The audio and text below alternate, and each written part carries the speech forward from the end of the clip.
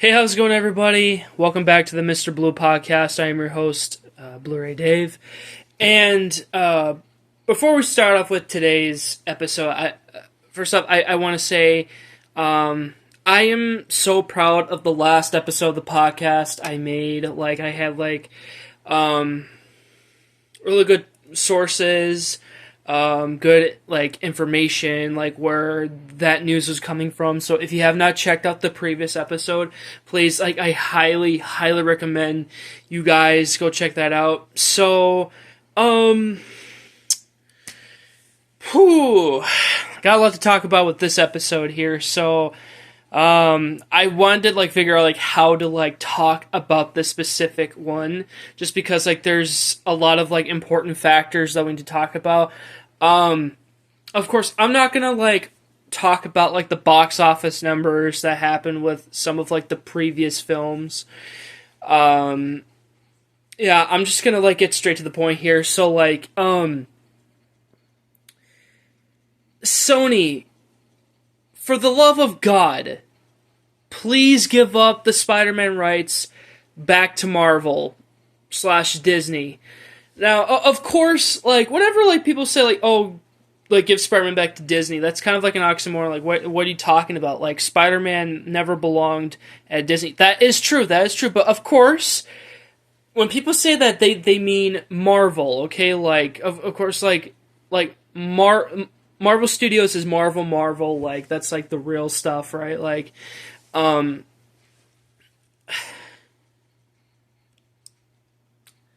Of course, I did not have a problem with the Spunkverse movies, believe me. I do believe these are they are scrapped concepts from what Sony originally intended to do with Andrew Garfield's Spider-Man. They were making their own cinematic universe based off, continuing with the TASM movies, right? So that's kind of a blueprint right there, right? That's the big theory / question we all need answered. Are the Spunkverse movies part of Andrew Garfield's universe? Well, minus Madam Web, because it can't work. It takes place on another Earth, right? But what if the Venom trilogy, Morbius, and Craven are part of that, right? And somehow, Sony got their wish come true, right? I'm just trying to, put all the pieces together, right? With the much, news and information you eat up over the years, we've been hearing, what Sony has planned, right?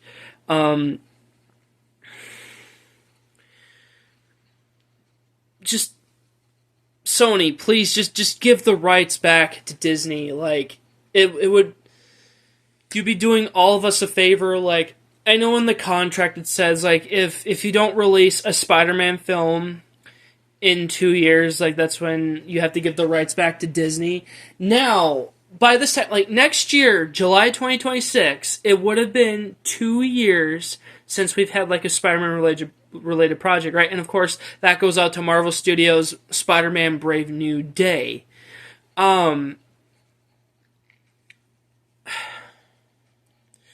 I mean, the reason why the Tom Holland Spider-Man movies are successful is because Disney, Marvel Studios, and Kevin Feige are behind it. They want to make sure that they're successful, right?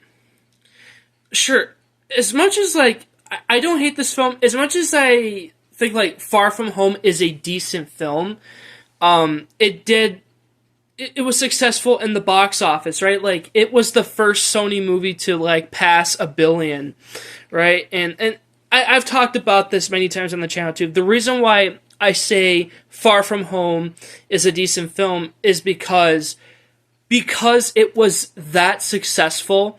Disney wanted all the profits, and Sony pulled the plug and pulled Spider-Man out of the MCU. Now, how would that continuity work back in the day?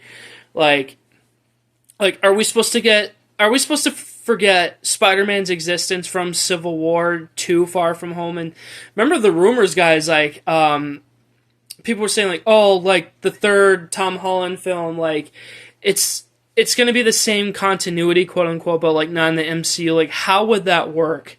You know, I mean, well, with Deadpool, you know, it makes sense because he's Deadpool. He breaks the fourth wall, right? But like, how would that work? Of course, Sony has been greedy with the Spider-Man franchise since the success of Spider-Man 2, right? And obviously, we all know who the biggest main problem of the Spider-Man franchise is. I'll give you guys a couple seconds.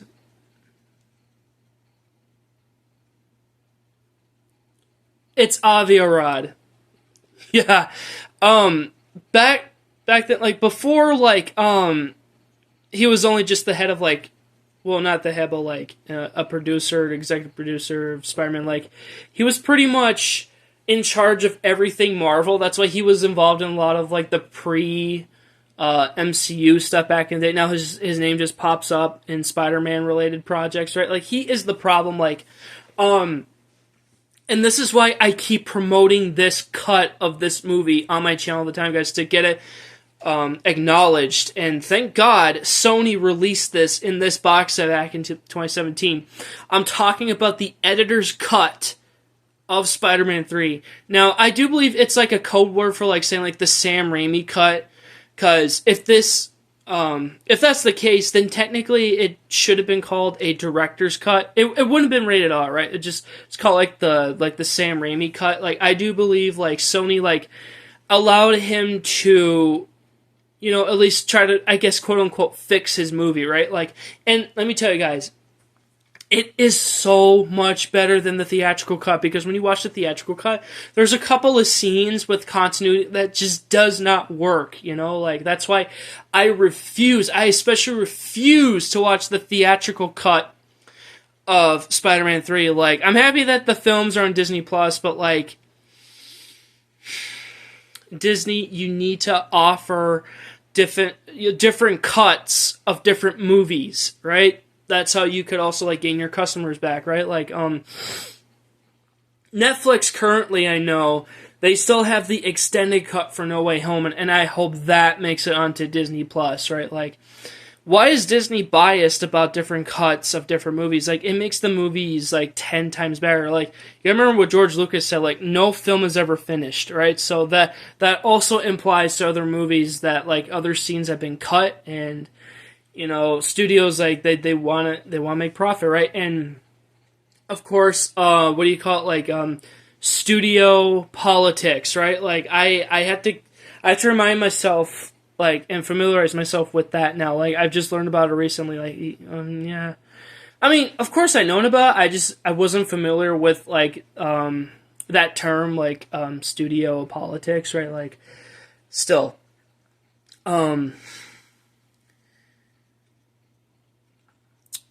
of course, I love the TASM movies, guys, right? Like I especially love TASM 2. It made a lot of money in the box office, but unfortunately, like, critics, like, I mean, you can't trust critics, but like they trashed on that film, and I mean, what if like, so like, even if like it did bomb, like well, again, it did, but like, do you think Sony still would have gone with the plans that they were doing, like continue with TASM 3 and then Sinister 6 and all that? Like, I've been doing more like research like on specifically the Sam Raimi trilogy, right? And there's some stuff I forgot that, like, when I was, you know, I guess attempting to do research on this, like, Sony already had other plans, like, not just, like, they weren't even considering continuing Raimi's trilogy, well, franchise, really. They were planning to reboot, and of course, they demanded Sam Raimi to put these extra villains in for Spider-Man 4, right? And you could tell, he just wasn't comfortable with that, and he didn't met like with the due date for the script, and he kind of just gave like the go ahead to Sony, like, you know what, you can continue your plans without me, and that's why they rebooted in 2012, right? Like, seriously, Sam Raimi and company, they were all contracted for a new trilogy. Like, Spider-Man 4 was supposed to come out in 2011. Spider-Man 5, maybe 2013, and Spider-Man 6, 2015. Like, who knows? Like, Sony, like, they can milk the franchise. Like, who knows if they would have continued after that, or Amy Pascal still would have met with Kevin Feige, and they both agreed to put Spider-Man in the MCU, right, to share him, right? Because if you guys don't know, Disney, Marvel, like, they don't, of course they don't own Spider-Man, but they own, like, the merchandising rights, the TV rights, and that's why, like, of course, when they have Spider-Man in a Disney movie, Sony gets 25% of that cut. Just like with the Tom Holland Spider-Man movies, like they're made by Sony, and of course Disney gets 25% of those profits, right? Of course, Sony was testing the waters with the Villainverse movies, right? Like, obviously, the Venom trilogy is a success, right? No doubt in my mind, right? You already, like, establish those characters, right? Sony said they were going to quote-unquote reboot in the next couple of years. Like, they're going to bring them back, right? Of course, Seth Rogen is planning to make his R-rated animated Venom reboot movie. Hopefully, that reboot will also have a part in, hopefully, Secret Wars, right? And the timing doesn't make sense with Beyond the Spider-Verse, right? Like, it comes after Secret Wars. Like, Sony, don't you want to release that movie before Secret Wars? Because it makes sense for Miles Morales. Okay, technically, we have a Miles in the MCU. He's just not shown yet. But, like, in the comics, in the Secret Wars comics, Miles goes to Earth 616, and he stays there permanently. But what I've liked in Crisis on Infinite Earths, like the 3-part movie series that came out like last year, guys, with part 3, what they did was, they also kind of did this in the CW, like, crossover special. In Crisis Part 3, with the other, like, DC Earths, right, like, all the DC, heroes and villains, they're gonna go on a new Earth. Like, I'm pretty sure it's just called Earth Prime. All of, like, the different variants, like, they're all gonna exist in them. Like, there will be, like, the superior versions of other variants, right? And they're gonna have the memories of them. So, like, why can't you do that with Miles? Like, because Beyond the Spider-Verse is the last of the trilogy, so, like, put Miles into the MCU and, like, have, like, that Battle World thing, like, just have Miles, like, remain permanent in the MCU, because both Disney and Sony want to get a live-action Miles out, like, just take your time, of course, but, like, and of course, Sony, another good reason why you should be selling the franchise back to Disney is because Secret Wars is supposed to be, like, the quote-unquote end of it all, right? Like, end of a past generation, and we're supposed to go into a new one. Like, just have Disney, make all the Spider-Man related content, right? Like, and who knows, like, if Spider-Man Noir becomes successful on Amazon Prime, like, hopefully they'll continue on after that. Again, if the typical scenario were to happen, like, eventually Sony will sell the rights of Spider-Man back to Disney, like, and if Spider-Man Noir still continues, guess what? That would no longer be an Amazon Prime series. That would go straight to Disney Plus, But I think Sony should stick with TV for Spider-Man because Phil Lord and Chris Miller are involved in the TV series, right? Like, obviously keep making the Tom Holland movies, right?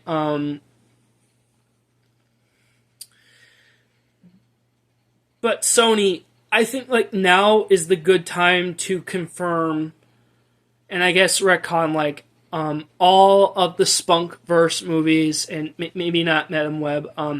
They're all canon to the Andrew Garfield series, right? And you can still continue that, like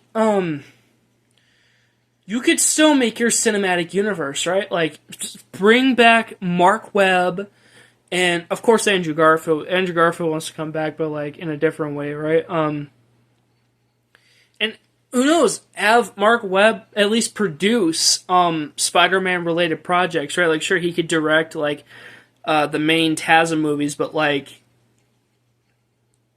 have different directors come in, but like have Mark Webb like direct the directors like how they should make them, right? And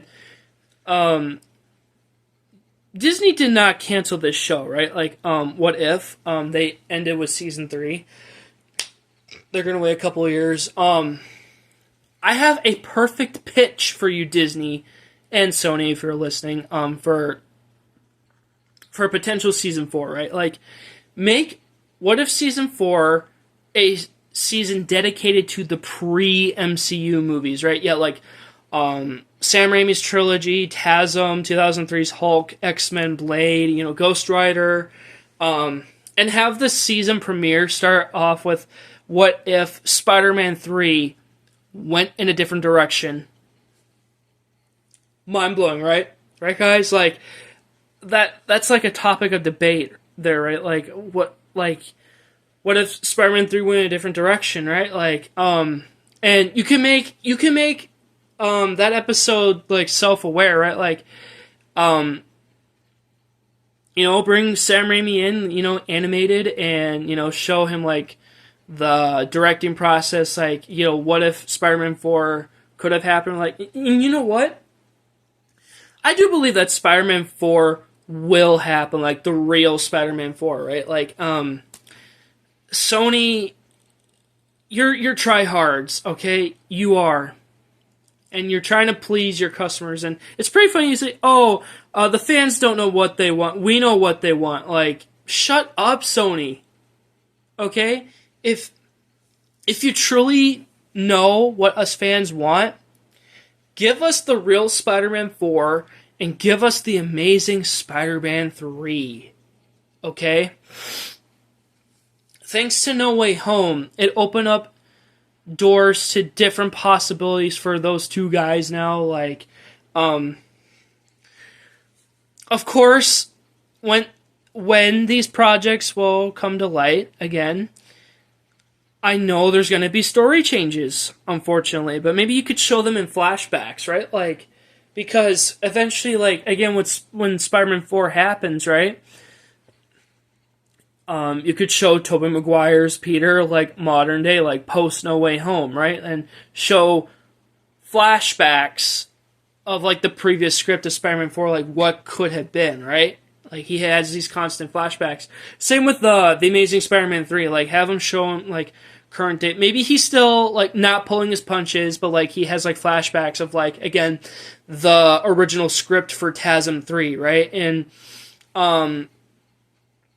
I don't know. Was his dad supposed to, like, actually die in TASM 3 by Mr. Fierce?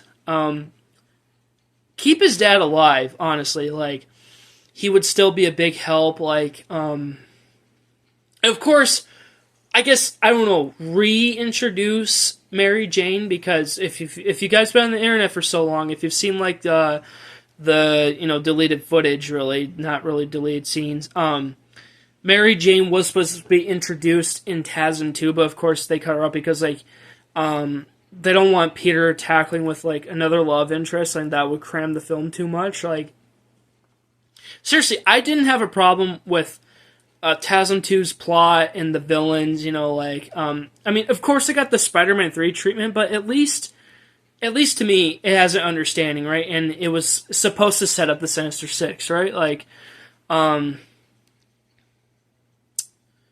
You know, those plans could still happen, but again, like if the rights were sold back to Disney, of course Disney would make it into like a whole different direction, you know? I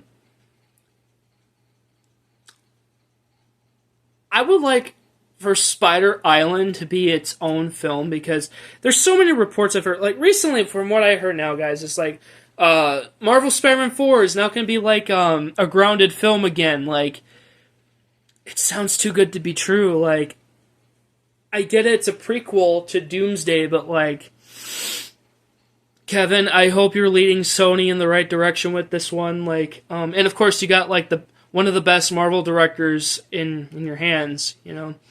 And actually, like, have the Shang-Chi director be committed to this new trilogy, right? Like, with the past Spider-Man franchises, every single one, they've only had one director committing to that franchise. Like, again, there's a reason why the original trilogy is called the Sam Raimi trilogy, and the TASM movies were directed by Mark Webb, and the Disney Spider-Man trilogy was directed by John Watts. So it would make sense to continue that tradition. Like obviously, I'm all for like different directors on different takes on Spider-Man, but like with the Shang-Chi director, just have him sign a contract that he needs to direct this new trilogy, right? And hopefully they'll continue making more Spider-Man after this trilogy, right? Because even Tom Holland said he wants to make more as long as they have good stories, right? Like, and trust me, guys, if this was Disney, they would not give Tom a limited contract like Sony. Like, of course they're gonna make him do this till he's 90. Like, no doubt, guys. No, am I wrong on that? Like, comment down below. Like,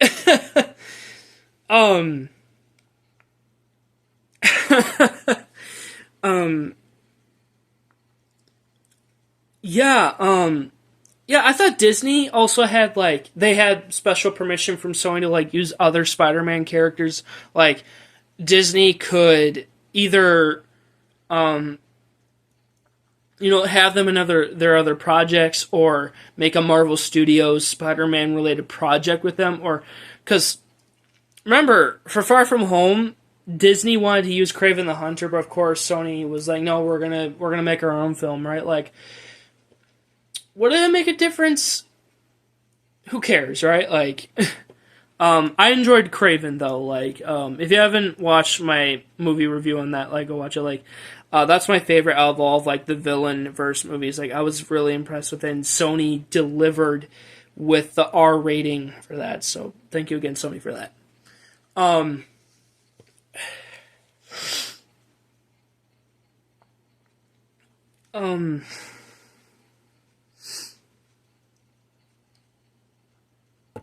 What else can I say, guys, right? I mean, of course, there's other fans out there that actually want Disney to buy Sony in general, right? Like the Fox situation, right? Because, X-Men, Fantastic Four were part of Fox, but because of that deal in 2017, like, they have the rights to those characters now. Like,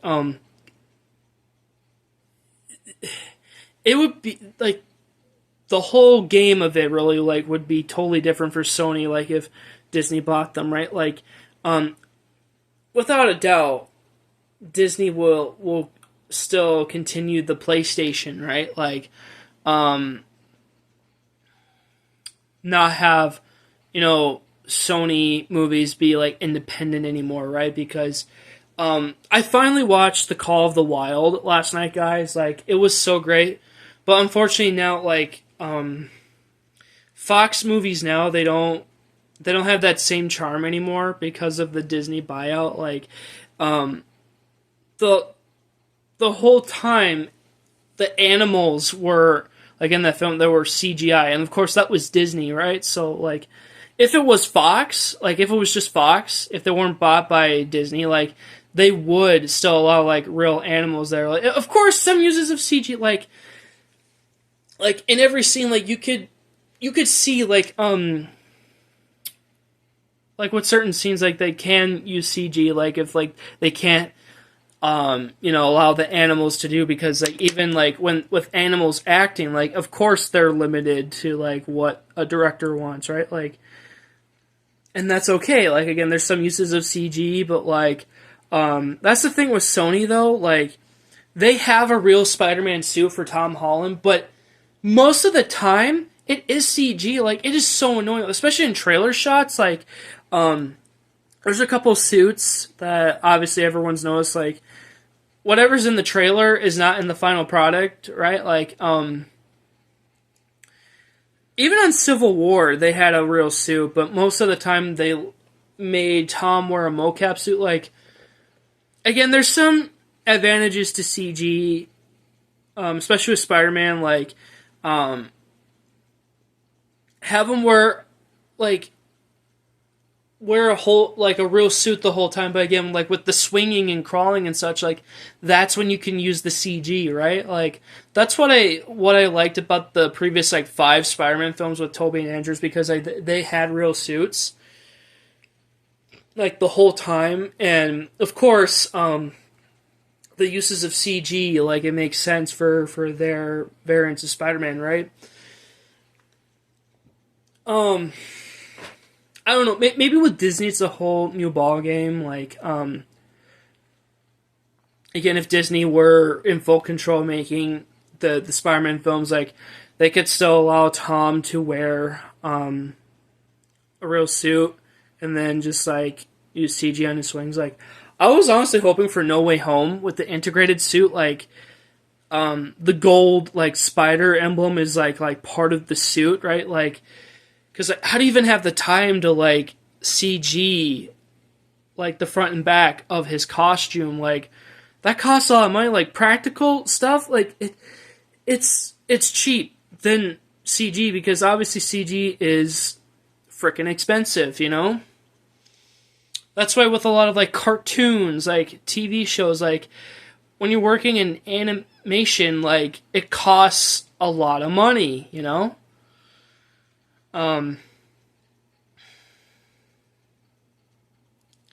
Even in my younger days in the MCU, I knew, like, there were some scenes in the MCU where it would get annoying with the CG, like, use practical, please, like, no need to, like, overuse the CG, right? Like, use common sense, please. That's unfortunate, like, Hollywood today, they still don't use common sense, and there you go. But then again, it's all about like voting with your wallet, right? Like that's the final verdict of this, right? Well, of course, we all know Sony, they're not really a movie studio, right? Like they're independent. Of course, they make the PlayStation. Anyway, I hope we get more Spider-Man content on Disney Plus this year. Like, thank God, like, what was it, 2 summers ago now? Like, we got some of the Spider-Man stuff. Like, imagine seeing, like, the Spider-Verse stuff on Disney Plus. Like, I know we'll get it at some point, but, like, come on, Sony. Like, just give up Spider-Man to Disney, and that would make us fans really happy. Like, seriously.